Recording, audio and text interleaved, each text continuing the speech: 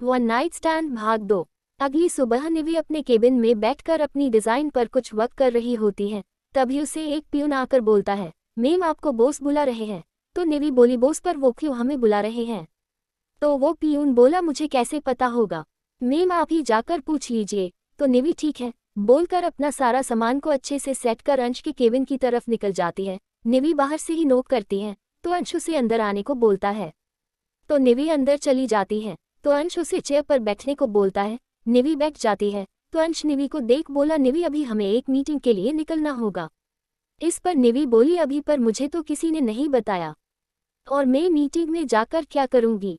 तो अंश बोला, हाँ अभी चलना होगा, वो हमारे क्लाइंट मिस्टर रॉय, उन्हें कुछ डिस्कस करना है और तुम ही हमारी डिजाइनर हो तो तुम उन्हें सब कुछ अच्छे से समझा सकती हो। अंश की बात सुन निवी भी ठीक है बोल देती है। फिर वो लोग मीटिंग की लोकेशन के वेन्यू के लिए निकल जाते हैं।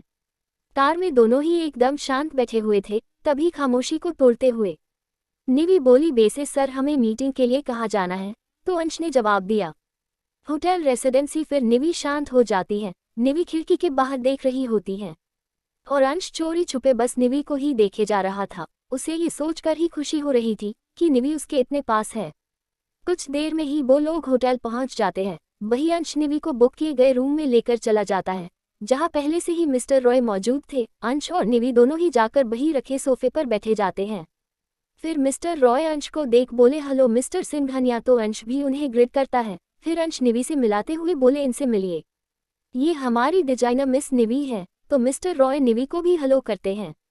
मिस्टर रॉय के साथ उनका बेटा रियांश भी आया था जो लगातार बस निवी को ही देखे जा रहा था। रियांश निवी की तरफ अपना हाथ बढ़ाकर बोला, हेलो मिस निवी, मैं रियांश रॉय, मिस्टर रॉय का बेटा। निवी रियांश की बात सुन उसे अपने दोनों हाथ जोड़ नमस्ते बोलती है, जिसे देख रियांश अपने हाथ खींच लेता है और मुस्कुरा देता है। फिर वो लोग अपना डिस्कशन करने लगते हैं मगर रियांश की नजरें लगातार निवी को ही घूरे जा रही थी जिससे निवी थोड़ी इनकम्फर्टेबल फील करने लगती है। और ये बात अंश भी नोटिस कर रहा होता है और उसकी मुठ्ठियां कस जाती है और उसे रियांश पर बहुत ही गुस्सा आने लगता है। फिर वो निवी के थोड़ा करीब जाकर उसकी कमर पर अपना हाथ रख देता है जिससे निवी हैरानी से अंश को देखती है। तो अंश निवी के बाल उसके कान के पीछे करते हुए उसके कान में बोला, डोंट वरी, मैं कुछ भी गलत नहीं कर रहा। अंश की बात सुन निवी नॉर्मल हो जाती है और वैसे ही बैठी रहती है। रियांश ये देख कि अंश ने निवी की कमर में हाथ डाला है और निवी को भी उससे कोई प्रॉब्लम नहीं है, ये देख उसे लगा कि शायद ये दोनों सीक्रेट रिलेशनशिप में होंगे। सोचकर वो अपनी नजरें फेर लेता है क्योंकि किसी ने भी आज तक अंश को किसी भी लड़की के साथ तो दूर कोई भी लड़की को अपने पास भी भटकने नहीं देता था और यहाँ तो ना ही वो उसके करीब गया था बल्कि उसकी कमर को अपने हाथों से पकड़ा भी था। निवी ये देख राहत की सांस लेती है कि रियांश ने उसे घूरना बंद कर दिया है। वही मीटिंग भी कुछ ही देर में खत्म हो जाती है और फिर मिस्टर रॉय अपने बेटे के साथ वहां से चले जाते हैं। अंश भी अपने हाथ निवी की कमर से हटा लेता है। निवी अंश को देखकर बोली, थैंक यू। तो अंश मुस्कुरा कर बोला, इसकी कोई जरूरत नहीं, वैसे भी तुम मेरे साथ आई हो तो तुम्हारी सेफ्टी मेरी जिम्मेदारी है। अंश अपने मन में बोला, तुम्हें नहीं पता निवी, पर तुम मेरी हो और कोई अंश की होने वाली वाइफ पर अपनी गंदी नजर डाले ये मुझे बिल्कुल भी बर्दाश्त नहीं। फिर अंश कुछ सोचकर निवी से बोला, वैसे लंच टाइम भी हो गया है तो क्यों ना हम दोनों लंच करके ही ऑफिस चले। निवी कुछ सोचकर बोली, ओके। फिर वो लोग लंच ऑर्डर करते हैं। अंश बोला, अभी वैसे हमारा ऑर्डर आने में टाइम है। तो निवी बोली, हाँ। निवी अंश को देखकर बोली, वैसे मैंने जो भी आपके बारे में सुना था आपको देखकर बिल्कुल भी नहीं लगता कि आप वैसे हो भी सकते हो। अंश उसकी बात पर मुस्कुरा कर बोला, तो मैं आपको कैसा लगता हूँ? निवी मुस्कुरा कर बोली, आप तो बिल्कुल भी खड़ूस बॉस जैसे नहीं लगते बल्कि आप बहुत ही स्वीट लगते हो। निवी की बात पर अंश अपने मन में बोला, स्वीट तो बस तुम्हारे लिए ही हूँ, बाकी के लिए तो मैं एक डेविल ही हूँ। तभी उनका ऑर्डर भी आ जाता है और वो अपना लंच करने लगते हैं। वो अपना लंच करके वहां से अपने ऑफिस के लिए निकल लगते हैं। तभी अंश के फोन में किसी का कॉल आ जाता है। ये देख अंश बोला, निवी तुम कार में जाकर बैठो, मैं अभी कॉल अटेंड करके आया। निवी भी हाँ मैं सर हिलाकर वहां से चली जाती है। वही इसी होटल में रिद्धि और सिद्धि भी आई हुई थी। दरअसल रिद्धि और सिद्धि तो अपने मिशन तलाश पापा की खोज में यहाँ आई हुई थी। उन्हें जब लगा कि इतनी सारी प्रोफाइल देखने के बाद भी उन्हें कोई भी ऐसा नहीं मिला जो उनकी मोम के लिए परफेक्ट हो, तो दोनों ने सोची कि उन्हें अब ऐसे ही बाहर निकलकर देखना होगा। घर पर ही रहकर तो कुछ होने वाला नहीं है, ये सोचकर वो दोनों बहनें यहाँ पर लंच करने आए थे। वही अंश फोन में बात करते हुए जा रहा था और सामने से ही रिद्धि और सिद्धि भी आ रही थी। न ही अंश का ध्यान सामने था और न ही दोनों बहनों का, और अंश के साथ उन दोनों की टक्कर हो जाती है। अंश जल्दी से अपना फोन रख नीचे देखता है, जहां दो छोटी बच्ची जिन्होंने एक जैसे ही कपड़े पहने हैं वो जमीन पर बैठी हुई है। अंश जल्दी से नीचे बैठ उन दोनों को देखते हुए बोला, आप दोनों ठीक हो बेटा? दोनों बहनें बस चिल्लाने वाली ही थी, मगर अपने सामने इतने हैंडसम लड़के को देख उनके फेस पर एक मुस्कान आ जाती है और वो दोनों नाटक करते हुए बोली, ओहो अंकल, आपने तो हमें गिरा ही दिया है। आप इंसान हो या लोहा? देखो हम दोनों को कितनी चोट लगी है। अंश उन दोनों बच्ची को देख एक पल के लिए तो हैरान ही हो जाता है, क्योंकि उनके सामने जो बच्ची थी वो बिल्कुल ही उनके जैसे ही दिख रही थी। फिर वो उन दोनों को देखते हुए बोला, हमें माफ कर दो बेटा, गलती से हो गया। आपको कहीं ज्यादा चोट तो नहीं लगी ना? बोलकर वो दोनों को चेक करने लगता है। रिद्धि नाटक करते हुए बोली, अंकल मेरे पैर में चोट आ गई है और अब तो मुझसे खड़े होते भी नहीं बन रहा है। बोलकर वो रोने का नाटक करने लगती है। उसे ऐसे रोते देख अंश परेशान हो जाता है और उसे अपनी गोद में उठा कर एक चेयर पर बिठा देता है और उसके पैर को अपने हाथ में लेकर देखने लगता है और बोला, कहाँ दर्द हो रहा है बेटा आपको? तो रिद्धि अपनी एड़ी पर हाथ रख बोलती है। यहाँ पर तो अंश उसकी एड़ी मलने लगता है। उसे ऐसे अपनी केयर करते देख रिद्धि बहुत खुश होती है, मगर सिद्धि उसके चेहरे को बड़े ही ध्यान से देख रही होती है। फिर रिद्धि बोली, अब रहने दो अंकल, मैं ठीक हूँ। तो अंश बोला, आप ठीक हो? नहीं तो हम आपको हॉस्पिटल लेकर चलते हैं। तो रिद्धि बोली, इसकी कोई जरूरत नहीं, मैं ठीक हूँ। फिर रिद्धि कुछ सोचकर बोली, अंकल आपसे एक बात पूछूं? तो अंश बोला, ठीक है पूछो। तो रिद्धि बोली, अंकल आपको किसी ने बताया नहीं कि आप कितने ज्यादा गुड लुकिंग और हैंडसम हैं? इस पर अंश हंसते हुए बोला, हर कोई बोलता है। तो रिद्धि बोली, आपकी शादी हो गई? तो अंश बोला, नहीं। ये सुन रिद्धि खुश हो जाती है। रिद्धि अंश को देखकर उससे पूछती है, अंकल क्या आपकी शादी हो गई? तो अंश बोला, नहीं अभी मेरी शादी नहीं हुई है। तो रिद्धि खुश हो जाती है और बोली, अंकल आप क्या करते हैं? तो अंश बोला, आप क्या करोगे बेटा? ये सब जानकर अंश को उसके साथ बैठी लड़की, ये छोटी सी बच्ची, किसी बड़े इंसान से कम नहीं लग रही थी। फिर अंश कुछ सोचकर बोला, वैसे आप दोनों के मम्मी पापा कहाँ हैं और आप दोनों अकेले यहाँ क्या कर रहे हो? तो सिद्धि इस बार बोली, हमारी मोम अपने ऑफिस में है और हमें नहीं पता हमारे डैडी कहाँ है और हम उन्हें जानना भी नहीं चाहते। सिद्धि की बात सुन अंश थोड़ा हैरान हो जाता है। तभी रिद्धि अंश से उसका मोबाइल ले लेती है। ये देख अंश हैरानी से उसे देखने लगता है। तो रिद्धि उसके मोबाइल में अपना नंबर सेव करते हुए बोली, अंकल ये मेरा नंबर है और जब भी मेरा मन आपसे बात करने का होगा तब मैं आपसे बात कर लूंगी। बोलकर वो अपने फोन पर रिंग भी कर लेती है और अंश का फोन उसके हाथ में देकर बोली, ये रहा आपका फोन। और फिर अंश के पास जाकर उसके गालों पर किस कर लेती है और सिद्धि से बोली, चलो दी अब हमें चलना चाहिए। बोलकर वो दोनों वहां से चले जाते हैं और अंश बस उन दोनों को हैरानी से देखते रहता है। वो इन दोनों बच्चों की हिम्मत को देख हैरान था। आज तक किसी ने भी उसके करीब आने की हिम्मत तक नहीं की थी और इस लड़की ने उससे इतनी सारी बातें भी की और उसके गाल पर किस भी की पता नहीं क्यों, मगर अंश को इस बच्ची की हरकत से बुरा नहीं लगा, बल्कि एक अलग ही एहसास हो रहा था। वो एक बात से और हैरान था कि इन दोनों बच्ची की शक्ल उससे इतनी ज्यादा मिल रही थी मानो वो उसी की बेटी हो। फिर अंश अपने सारे ख्यालों को झटक कर वहां से बाहर निकल जाता है। जब अंश अपनी कार के पास पहुंचा तो निवी उसे देखकर बोली, आप कहाँ रह गए थे? मैं कब से आपका वेट कर रही हूँ। इस पर अंश बोला, आई एम सॉरी निवी, तुम्हें थोड़ा इंतजार करना पड़ा। तो निवी बोली, इट्स ओके। फिर वो लोग भी अपने ऑफिस के लिए निकल जाते हैं। जब रिद्धि और सिद्धि अपने घर पूछती हैं तब रिद्धि उछलते हुए बोली, दी आपने देखा वो अंकल कितने अट्रैक्टिव और हैंडसम थे, हम जैसा अपनी मम्मा के लिए ढूंढ रहे थे, हमें वैसे ही अंकल मिल गए हैं। अब हमें बस किसी भी तरह से मम्मा और उन अंकल को मिलाना होगा ताकि वो दोनों मिलकर एक दूसरे को पसंद कर सके। रिद्धि अपनी ही धुन में बोले जा रही थी, वही सिद्धि किसी सोच में गुम थी। रिद्धि अपनी बड़ी बहन को देखते हुए बोली, क्या हुआ दी, आप कुछ बोल क्यों नहीं रहे हो? कुछ हुआ है क्या जो आप इतनी शांत हो? तो सिद्धि अपने मोबाइल में से फोटो को देखते हुए बोली, तुम्हें नहीं लगता आज हम जिस अंकल से मिले हैं वो बिल्कुल हमारे ही तरह दिखते हैं? तुम्हें यकीन नहीं है तो ये देखो। सिद्धि उसे फोटो दिखाते हुए बोली। तो रिद्धि भी फोटो को ध्यान से देखते हुए बोली, दी आप तो बिल्कुल सही बोल रहे हो, ये अंकल बिल्कुल हमारे ही तरह दिखते हैं। तो इसका मतलब ये हो सकता है कि इतना बोल वो शांत हो जाती है। सिद्धि बोली, ऐसा हो सकता है कि वही हमारे डैड हो। तो रिद्धि बोली, पर हम ये पता कैसे करेंगे? तो सिद्धि अपने पॉकेट से कुछ बाल निकाल कर रिद्धि को दिखाते हुए बोली, डीएनए रिपोर्ट से। तो रिद्धि बोली, वो दी, पर आपने ये कब किया? तो सिद्धि बोली बस कर लिया। फिर कुछ सोचकर सिद्धि बोली अरुण को कॉल करके बुलाओ और उसे हमारे बालों के सैंपल के साथ उन अंकल ने सैंपल देकर बोलो कि वो जल्द से जल्द हमें रिपोर्ट ला कर दे। रिद्धि भी जल्दी से फोन कर अरुण को बोल देती है।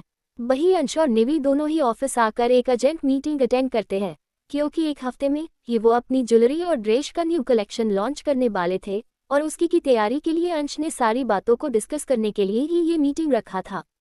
अब उनके पास बस एक हफ्ते ही बचे थे, इसलिए उन्हें सारी तैयारी करनी थी और सभी अपने कामों में लग जाते हैं। रात का वक्त निवि रिद्धि और सिद्धि के साथ बेड पर लेटी हुई थी। तभी रिद्धि निवि से बोली मोम अगर ऐसा हुआ कि कभी हमारे डैड वापस आ जाए और वो हमारे साथ रहना चाहे तो आप क्या करोगी। अपनी बेटी की बात सुन निवि हैरान हो जाती है और वो रिद्धि से बोली आपको ये बात किसने कही। तो रिद्धि बोली किसी ने नहीं कही मोम, पर हम आपसे जानना चाहते हैं कि कभी ऐसा हुआ तो आप क्या करोगे। तो निवि कुछ सोचकर बोली पहली बात तो वो कभी लौट कर नहीं आएंगे और दूसरी बात अगर ऐसा हुआ तो उसके बारे में सोचेंगे। सिद्धि बोली क्या सोचोगे मोम। तो निवि बोली हमारे लिए तो हमारा परिवार आप दोनों और बुआ ही है, हमारे लिए आपकी खुशी मायने रखती है, उससे ज़्यादा और कुछ नहीं। और अगर आपके डैड वापस आए और वो हमारे साथ रहना चाहेंगे, सबसे पहले तो हम ये देखेंगे कि वो आप दोनों को पसंद है या नहीं। अगर वो आपको पसंद होंगे तो हम उनके साथ रह सकते हैं, मगर वो आप दोनों पसंद नहीं हुए तो हम उनके साथ नहीं रहेंगे। अपनी मोम की बात सुन वो दोनों सोच में पड़ जाती है। तभी रिद्धि बोली अगर हमें कोई पसंद हुआ और हम दोनों चाहे कि आप उनके साथ शादी कर लो और जो बहुत अच्छे भी हो तो क्या आप उनसे शादी कर लोगे। तो निवि भी बोली अगर वो तुम्हें पसंद हो तो हमें भी पसंद होगा।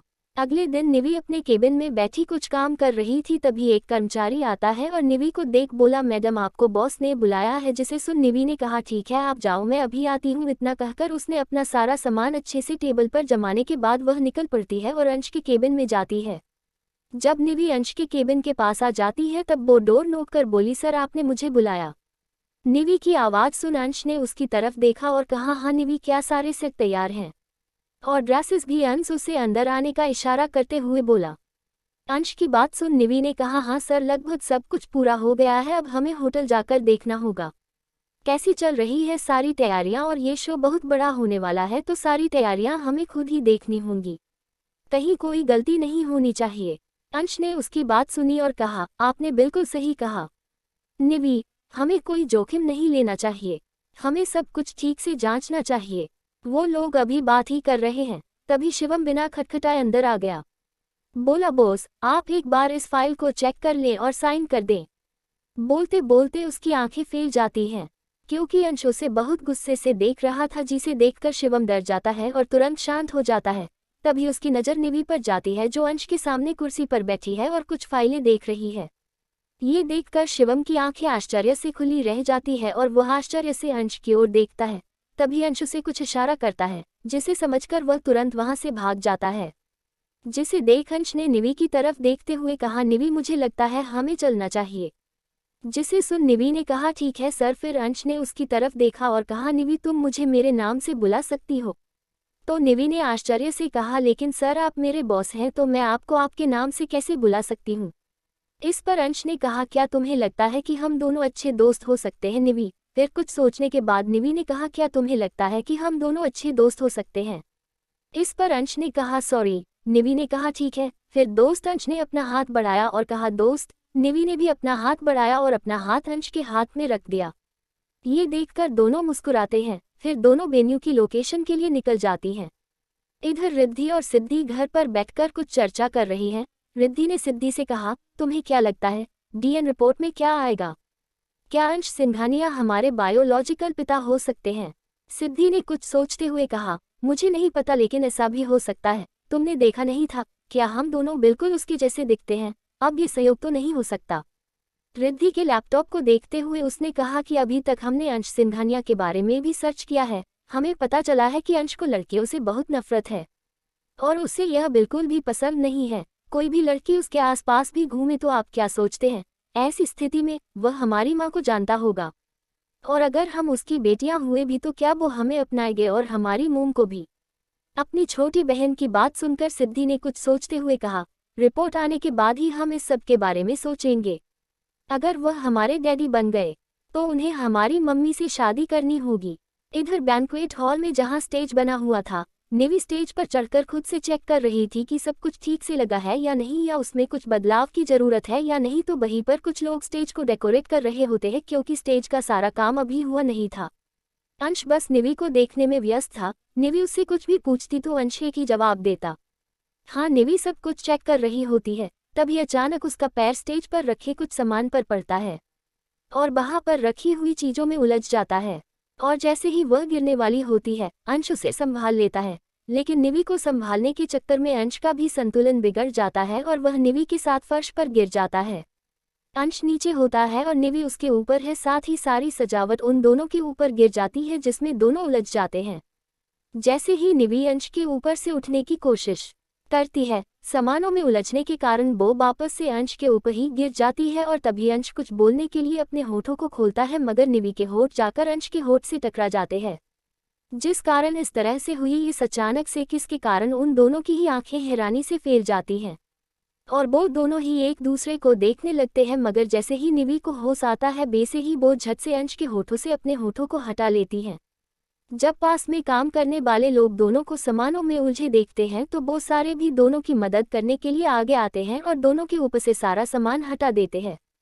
कुछ ही देर में सारे लोग मिलकर उन दोनों को उन सामानों से आज़ाद करा देते हैं। अंश और निवी दोनों के लिए ही सिचुएशन थोड़ी उकबट हो गई थी। निवी तो अंश से अपनी नजरें भी नहीं मिला पा रही थी, वो इधर उधर ही देखे जा रही थी। उसे इस तरह से नजरें चुराते देख अंश माहौल को हल्का करते हुए बोला, आई थिंक अब हमें ऑफिस चलना चाहिए। तो निवी भी हाँ में अपना सिर हिला देती है। फिर वो दोनों अंश की कार में बैठ ऑफिस के लिए निकल जाते हैं। कार में बड़ी ही शांति पसरी हुई थी।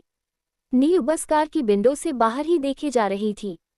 कुछ ही देर में वो लोग ऑफिस पहुंच जाते हैं। निवी अपने केबिन में जाने लगती है, तो अंश उसे अपने साथ अपने केबिन में लेकर चला जाता है। निवी का मन तो बिल्कुल भी नहीं होता है अंश का सामना करने का, मगर उसे मजबूरी में जाना ही पड़ता है। निवी अंश से नजरें फेर कर ही बोलती है, आपने मुझे यहाँ पर क्यों बुलाया है? तो अंश निवी को एक झटके में अपने करीब कर लेता है। अंश के ऐसा करने से निवी के दिल की धड़कनें एकदम बुलेट ट्रेन की स्पीड से चलने लगती हैं, जो अंश भी साफ साफ सुन पा रहा होता है। अंश निवी को देखकर बोला, क्या हुआ निवी, तुम मुझसे ऐसे नजरें क्यों फेर रही हो? तो निवी हकला के बोलती है, वो जो कुछ भी हुआ था जस्ट एक्सीडेंटली हुआ था। उसकी बात सुन अंश की बोहें सिकुड़ जाती हैं। अंश उसकी आंखों में देखकर बोला, क्या जस्ट एक्सीडेंटली हुआ? सन यू एक्सप्लेन विद मी। तो निवी धीमे से बोली, वो किस? उसकी बात सुन अंश बोला, तो तुम उस किस की वजह से मुझसे नजरें चुरा रही हो? तो निवी कुछ नहीं कहती है। ये देख अंश निवी का फेस ऊपर करता है और अपने होठ निवी के होठों से जोड़ देता है। ये देख निवी की आंखें हैरानी से बड़ी हो जाती है और वो अपनी आंखें फाड़े अंश को ही देख रही होती है। अंश पहले तो निवी को डीप किस करता है, मगर वो डीप किस कब पेस्नेट किस में बदल जाती पता ही भी चलता। अंश उसे तब तक नहीं छोड़ता जब तक निवी को सांस लेने में प्रॉब्लम नहीं हो जाती। फिर अंश उसे छोड़कर बोला, मैं एक बिजनेसमैन हूँ और मैं कोई भी सौदा घाटे का नहीं करता। वो लगातार निवी के लाल हुए फेस को ही देख रहा होता है, जो इस वक्त टमाटर की तरह लाल हो चुका था, और निवी गहरी लंबी सांसें ले रही होती है। फिर अंश निवी की आंखों में देखकर बोला, अब हिसाब बराबर हुआ, तो तुम्हें मुझसे नजरें चुराने की कोई जरूरत नहीं समझी? तो निवी भी हाँ में अपना सिर हिला देती है। ये देख अंश के चेहरे पर स्माइल आ जाती है और निवी फिर बाहर से चली जाती है। निवी जल्दी से अपने केबिन में जाती है और डोर अंदर से लॉक कर दरवाजे से ही टिककर खड़ी हो जाती है और अपनी बढ़ चुकी सांसों को कंट्रोल करने की कोशिश करती है। कुछ देर में कुछ को शांत कर लेने के बाद निवी खुद से ही बोली, ये क्या हो गया था मैंने उन्हें रोका क्यों नहीं और खुद को किस कैसे कर लेने दी? फिर वो अभी अभी हुई अंश के साथ उनकी किस को याद कर उसका पूरा चेहरा लाल हो जाता है और वो दोनों हाथों से अपने चेहरे को छुपा लेती हैं और बोली, ये मुझे क्या हो रहा है? क्यों मुझे अंश का इस तरह से किस करना बुरा नहीं लगा? और क्यों मैं जब भी उनके साथ होती हूँ एक सेफ्टी का एहसास होता है? ये मुझे क्या हो रहा है? कुछ समझ नहीं आ रहा।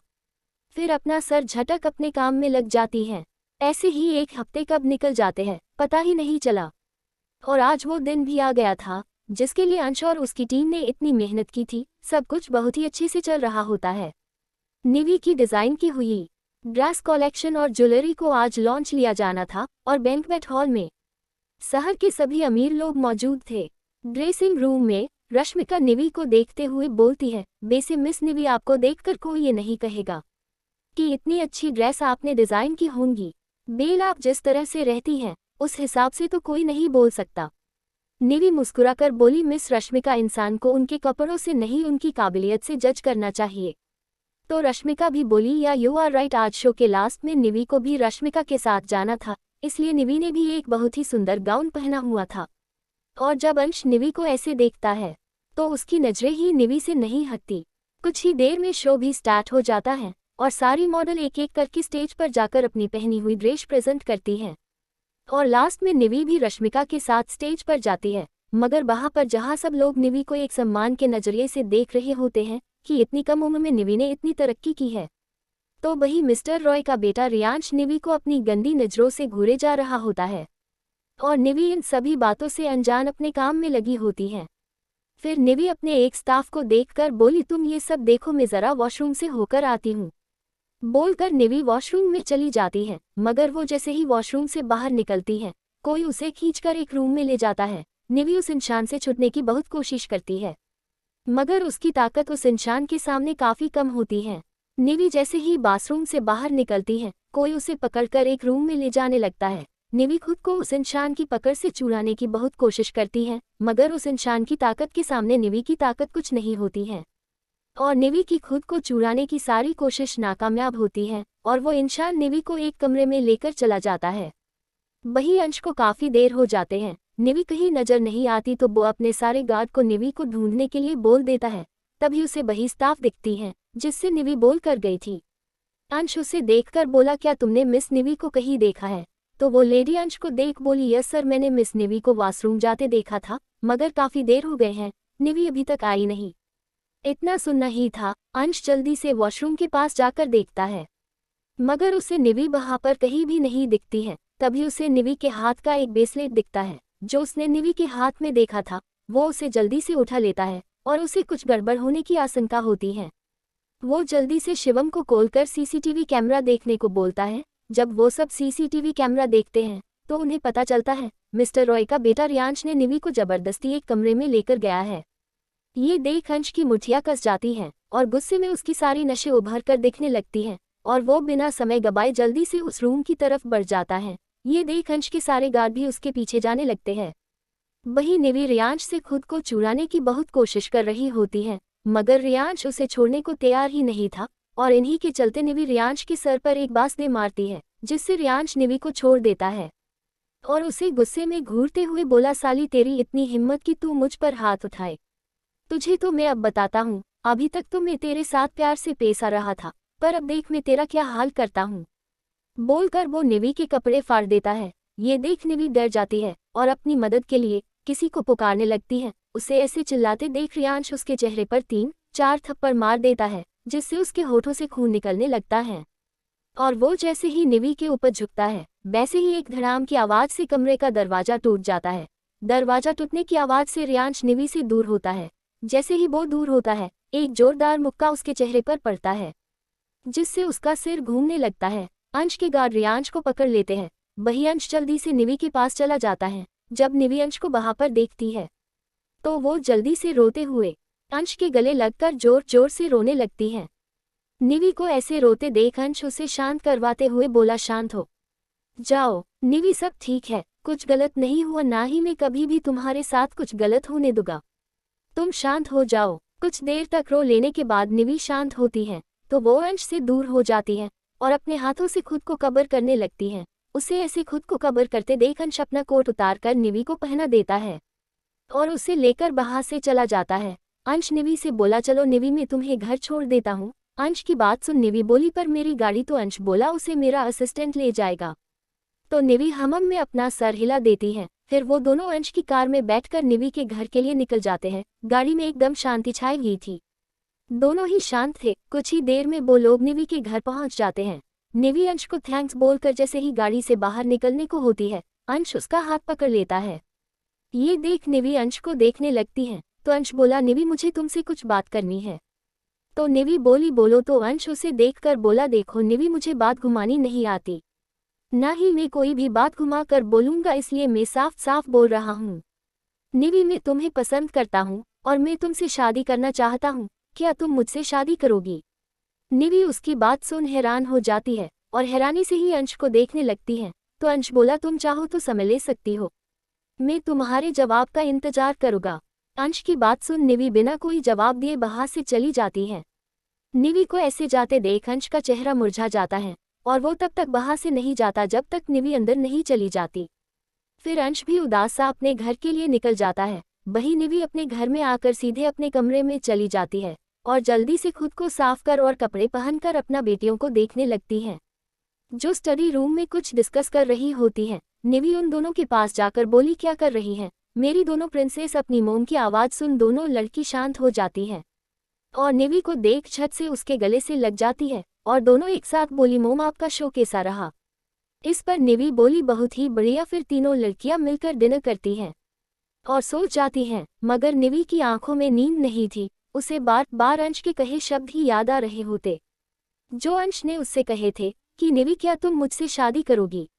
निवी को समझ नहीं आता कि वो अंश से क्या कहे। अंश एक बहुत ही अच्छा लड़का था जो हर लड़की का ड्रीम बॉय होता है, बिल्कुल बेसाही। मगर निवी ये जानती थी कि अंश को उससे भी अच्छी लड़की मिल सकती है, जबकि निवी तो पहले से ही 2 बच्चे की माँ थी। यही सब सोचते हुए ही निवी की भी आंखें लग जाती है और वो भी सो जाती है।